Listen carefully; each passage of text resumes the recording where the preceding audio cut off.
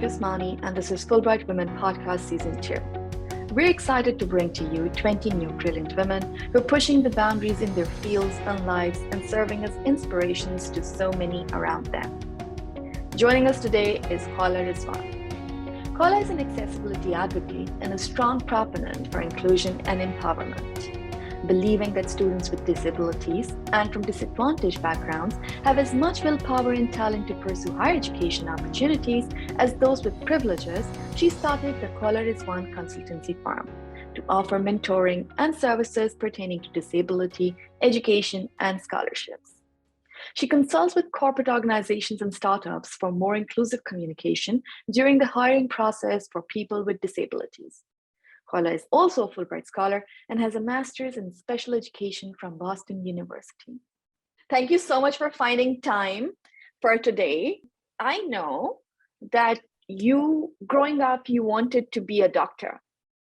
What happened there? Yeah, that's a very good question. I remember in our initial discussion, when we grow up, we have this idea who we want to be as a human being. I think it really came from my heart that within my family, I was always reaching out to anybody who was sick or not feeling well, and I would go, beyond my way to help them. And then I figured out, okay, I wanted to be a doctor, any kind of doctor. Obviously, the specialization differ, but I just wanted to be a physician, a very, one-of-a-kind physician, and just go and help people there. When I did my SST, I realized that I was not making it because my score was pretty low. I repeated my intermediate as well in pre-medical. And then after that, when I finally started for the entry test, that's when I understood there were lots of people, including in the medical field, doctors themselves, audiologists themselves, who said, no way, you can't be in this field. There's too much communication and all that. So I actually bought into their mindset because that was the only way of growing up at that time, looking up to people who are already established in their field. It's only now I realize that maybe I could have fought more. Maybe if things were a bit different in Pakistan and if people were more accommodating, maybe I could have been a doctor there. But it was like figuring out one path that didn't work, another path with a physiotherapist that didn't work. I ended up in an undergrad program in pathology, and then from there on, there were bumps along the road, but at least I was in medical field, which was my own passion. But the doctor thing that never worked out. And what was that like in terms of, what did that make you feel? Did you struggle accepting, that you wished that things could be different in Pakistan, but they weren't? Walk me through that experience, how that made you feel about the system, perhaps. Yeah, the system is designed in such a way that people without disabilities, or like the concept of having a disability is like you must be deaf, okay, you must not be able to do anything. Like we convince people, we were persuading all the time, no, they are normal. We have to use the word normal all the time. And then that got me thinking, okay, that means I'm not normal. People who are hearing, they communicate, they are normal. I'm not normal, I'm hard of hearing. But in our own immediate family, we never use the word disability or normal or anything. We just got along well in our life. We, for a very long time, I did not know of anyone who was like me, maybe half hearing, half deaf word and all that. So coming to terms with the acceptance part, that came just a little bit before Fulbright. That was actually the turning point. I mean, yeah, it took me that long, but just 3 to 4 years before Fulbright, when I landed up my employment and I figured out there was discrimination going on, and then I found some very good people in my employment places who actually challenged me that you can, speak up for yourself. And I thought, no, I can't do that. I'm not taught that way. But I remember my parents always teaching us that the world is very harsh. You need to fight, you need to speak up. I was thinking, okay, these are all just conversations that are happening. But when it came for the time for action, when my parents had to take a step back and let us go out into the world with a little bit of hand holding and pampering and pushing out. That's when I was very afraid because I realized I cannot do interview on my own. I need somebody with me. And then from there on, they were learning experiences, just like any other individual who has to go for an interview for the first time. But the problem was that, and it was a real problem because in the interview form or the pre-application form, I never had to take that I have a disability. I mean, I never viewed myself as that way.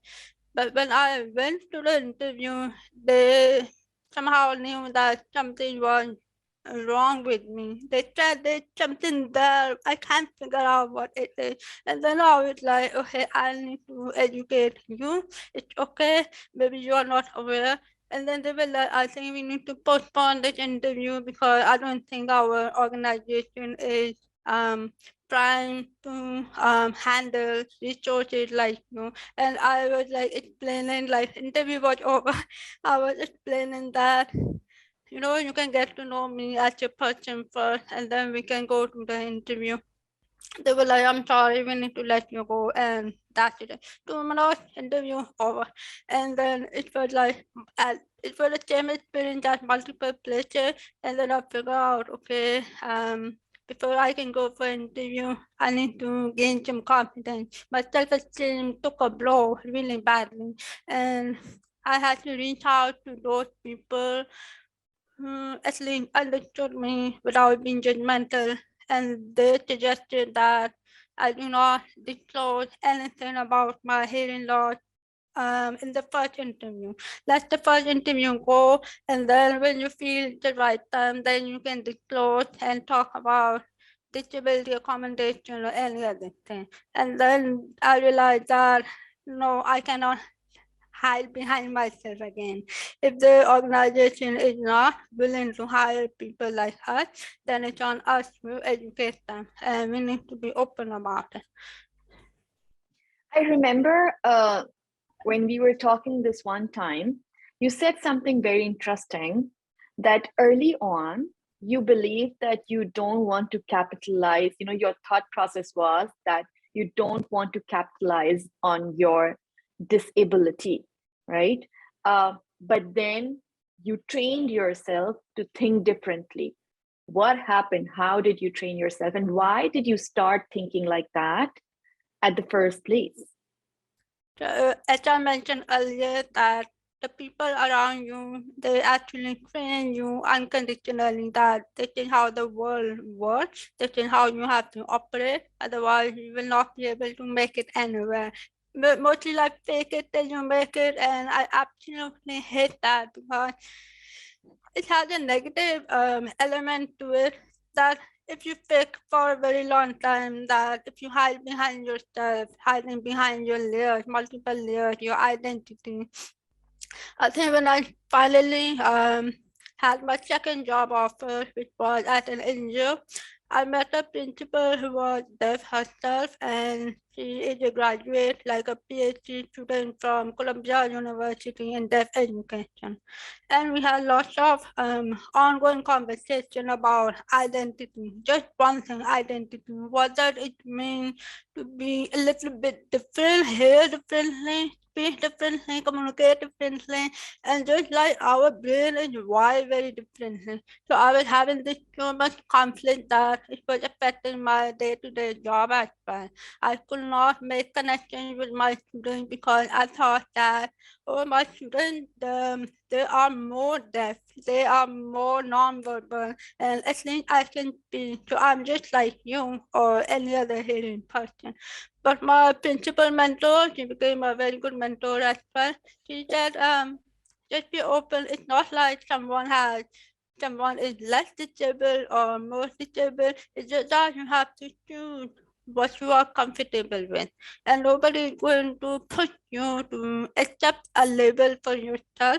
But over time, when I finally got the Fulbright Award, when I was writing my personal statement, which is very personal if you want, I thought that I knew that I had a natural advantage. Fulbright prioritize and welcome students or applicants with disabilities on the program. They actually need more.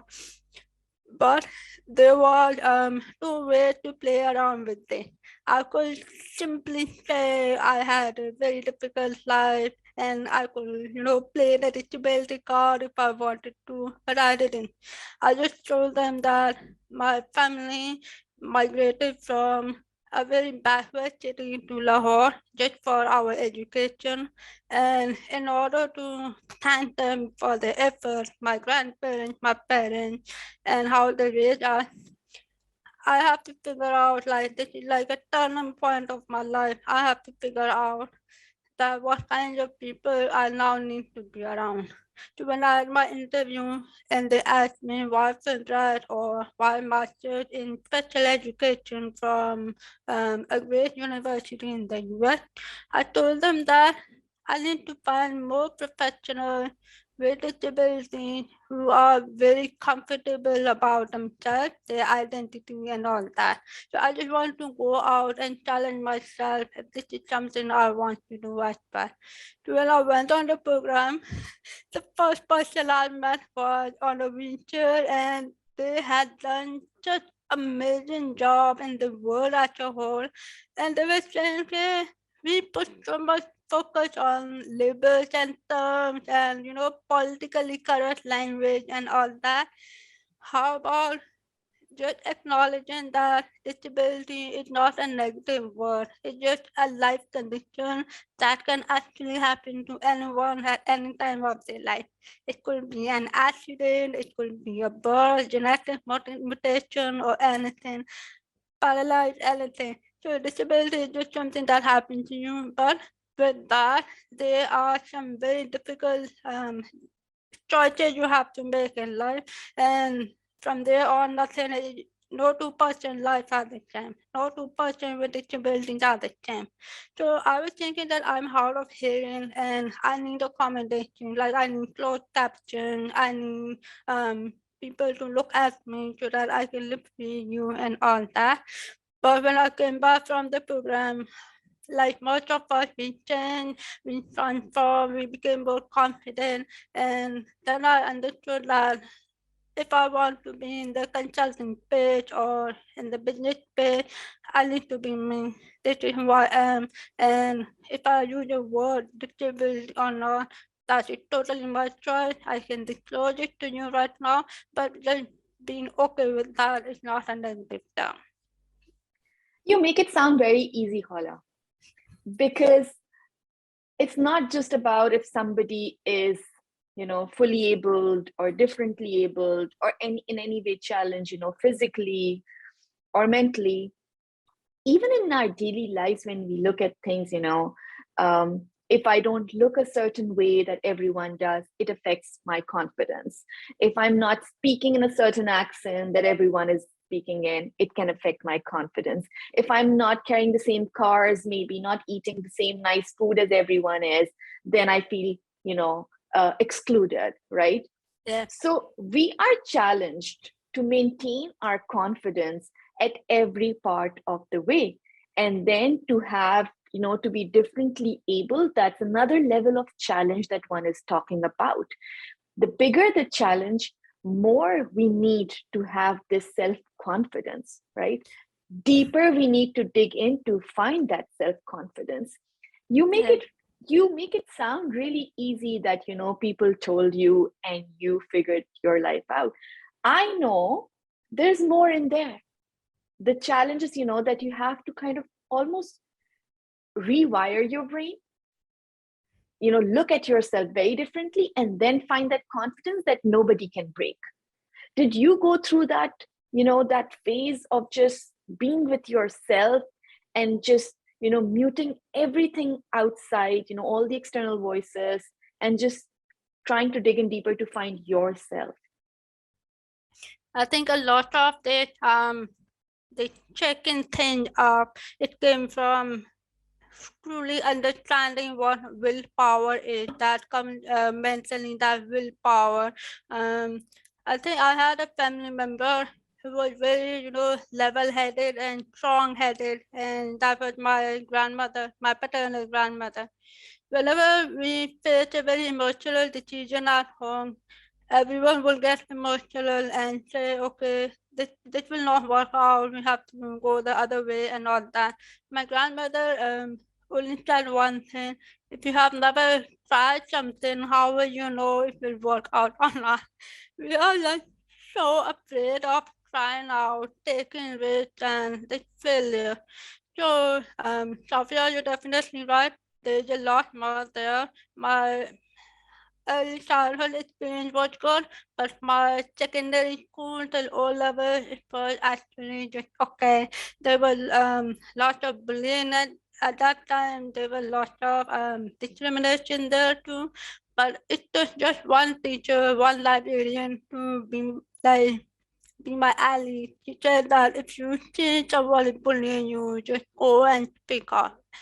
And I figured out that it's this mental gut to take that alley and go to the principal office and just tell them that you have no idea how much bullying is going on in your school and you need to do something about it.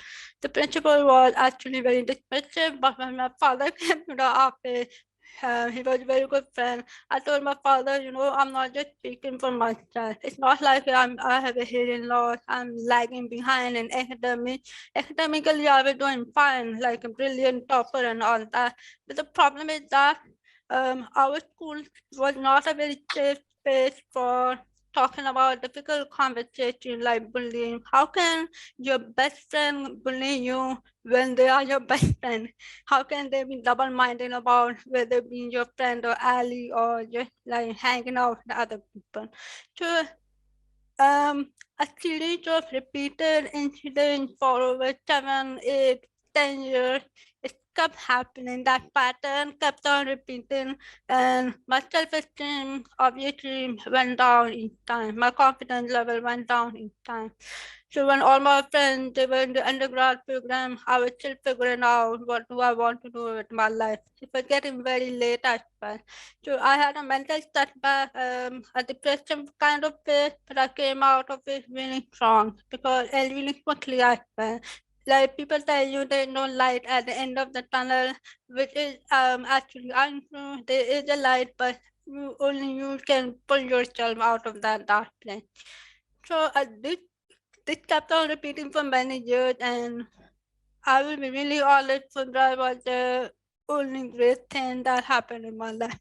And that is actually very funny because how can a scholarship change you in such a different way? Because that scholarship, it actually forced me to be opportunistic that maybe your life can change if you want to.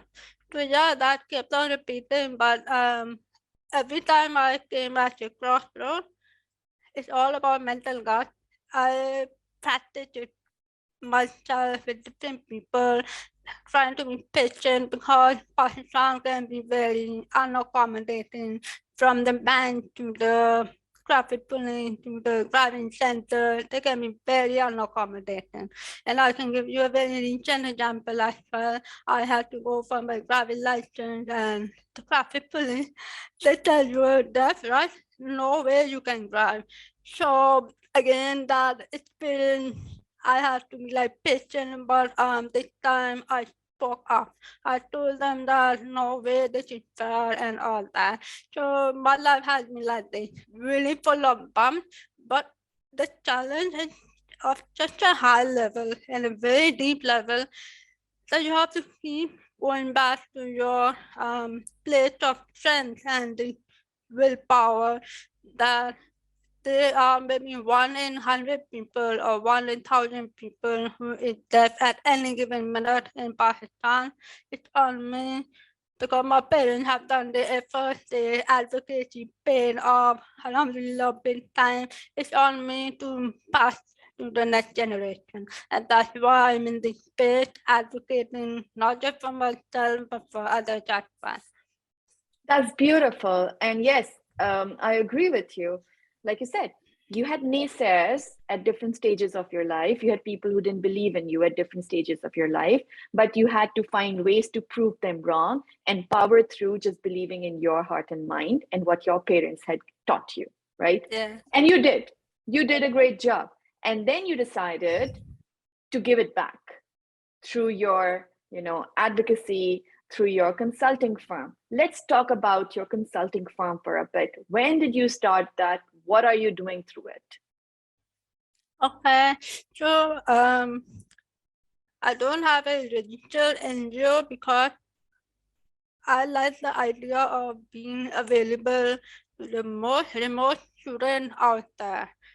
And when I got a message, like an email, that I have a physical disability, and that happened in 2015 when I reached US, like Boston for the first time. They came across my LinkedIn profile and they just reached out to me. I had just begun my journey and I did not even think that you need to start paying back already. I was like, let me graduate and then I will, help you guys. But the universe has a very different plan. God has a different plan. So the student reached out to me and said that I have a physical disability. So my job is not to probe them to talk about the disability, but more like understanding what can you do with your disability. That is the strength-based model of disability. Focus on what you can do because the challenges are there. So he told me that he doesn't have to limb upper arm, no foot and leg. So I was saying, how will you attempt the GRE because Fulbright has a requirement for GRE, and he said that's what I wanted to talk to you about. So we talk about the accommodation and all that, and at that time I was like, I don't know anything about GRE accommodation, and I cannot guide him unless I'm informed first. So because I had a little bit time during my program there, I will reach out, talk to different people. How do you attempt the GRE if you don't have, So actually he had no upper arm, but when he reached out to me on WhatsApp, he touched me with his foot, like right foot, he will touch me there. And he was touched so fast, I thought that there's nothing there, that assumption, and he proved me wrong. He said, I'm willing to do anything, but I need to go on the film drive because I see you being successful in that way, and I want to be there. So I did a lot of research. What do educational consultants actually do? It's not just about getting a student admitted to a program because if you have the financial, you can study anywhere. But my responsibility was that because I could not afford any program on my own, I was always looking for scholarship. And to be honest, all of this information is overwhelming, not for students without disability, but especially for students with disability because they have to figure out so many logistics and the traveling, the communication and all that, attention and all that. So they have to understand what can I do with my disability. And at the beginning, when I came to this space, this pandemic, it affected all of us overnight. But for me, it feels like I'm getting messages from students that my classes have been canceled. I don't know what to do with my life anymore. My career is stalled, or I'm at a dead end. And I will figure out the dynamics that pandemic, that social, emotional well-being of students, they are being so affected. And it did not make sense for me to keep working at Telenor where I enjoyed my job a lot. I learned a lot about business and all that, customer journey and all that. I thought that what if I took a break from that and just kind of provide free service to anybody who wants to reach out to me. And for 4 months, I was just reaching out to anybody who needed my help. I started branding on LinkedIn because I was trying to tell people that this is who I am, then this is my work. Come and talk to me. And yeah. if you look at your journey, so it's like such a big circle. You started from hiding your identity and not, telling in your interviews at the get-go, to coming to, creating a business where you are self-promoting who you are, and not just that, you're inviting others to come because you can help them out. Let's talk a bit about self-promotion and self-esteem, because this kind of brings your story completely together. um, what is self-promotion like now, considering, and connect that with self-esteem, because we start from where you were hiding yourself, and now where you're putting yourself out there with a lot of pride, telling people that you can help them. That's such a great question, and I'm asked this question a lot because there's an element to us which is how much of vulnerability is good as a community leader, because we have been taught and raised with this idea that don't show your weakness to the world because they will put you down and they will discriminate and they will take advantage of you.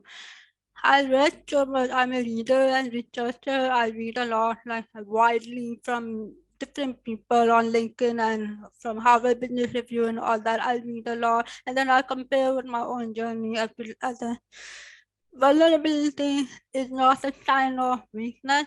It's just that being honest if things are not working out for you or for others. That's how we lead other people more authentically. So vulnerability is associated with authenticity, being who you are, just be yourself. But it's not that easy, especially if you want to get people to buy your business or acquire your business, get services from you, or any of that. So when I started out, honestly, I was projecting myself as any other educational consultant in the market. But when I found out that Pakistan can actually benefit from having more professionals with disability, have done great things around the world. For example, recently Tanjila Khan, she won the Amal Clooney Award for her startup girly thing. And we know about Maniba Majari and all that. While they are very accomplished people, what my job is, I'm not really concerned about PR, but I was figuring out, okay, what if I don't tell people about my hearing loss? And then the pandemic it actually forced me to shift all meetings online. And when I figured out that I can actually control my terms and conditions, that we have to speak in English because I need to get the captions and all that, then I figured out that to heck with all this, I came such a long way just to frame my identity. And if people have, honestly, people have an issue with the way I communicate, then they need to meet me halfway. Like, it's a two-way street. If I'm adapting for you, why don't you come meet me halfway? You can give me feedback that this is not working, I'm not hearing you correctly. It's okay, I'm figuring out. So it took me maybe 12 to 14 months to actually get very confident with online meeting.